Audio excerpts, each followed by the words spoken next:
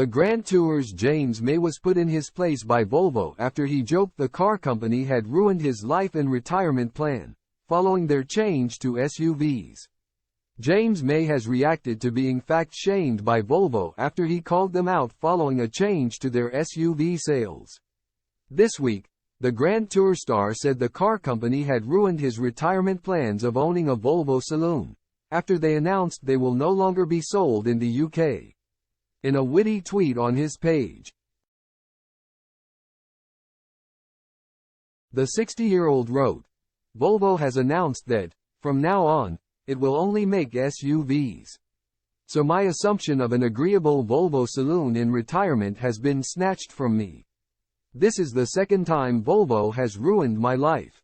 For the first time, see my book Carbolics.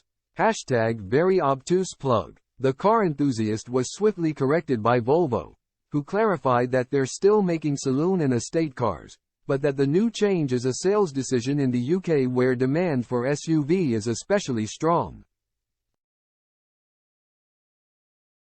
Reflecting on his original tweet, he joked that the company had ruined his life again by fact-shaming him.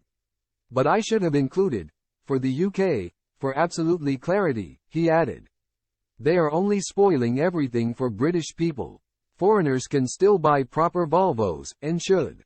Earlier this year, James expressed his concerns for the future of driving amid growing popularity for electric cars. He told iNews, "The thing that troubles me is that we're all obsessed with range anxiety, whereas it's really charging anxiety." Quote,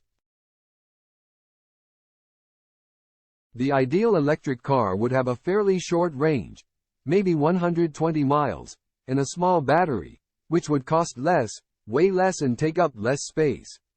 It would probably charge in a few minutes, but that's impossible right now."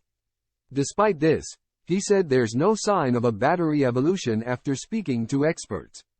Meanwhile, James and his co-stars Jeremy Clarkson and Richard Hammond returned to screens in June for a new episode of the Grand Tour.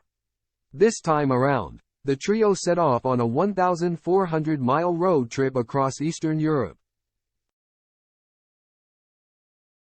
For the adventure, James opted for a Crosley CC convertible, which he admits wasn't his greatest choice for the road.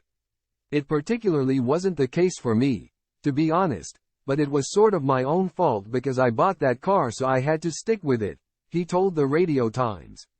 "It's a bit like getting a dog from the rescue center. Once you've committed, you've got to stick with it." Elaborating on his not-so-well-timed filming, he added getting to the end was his highlight of the series.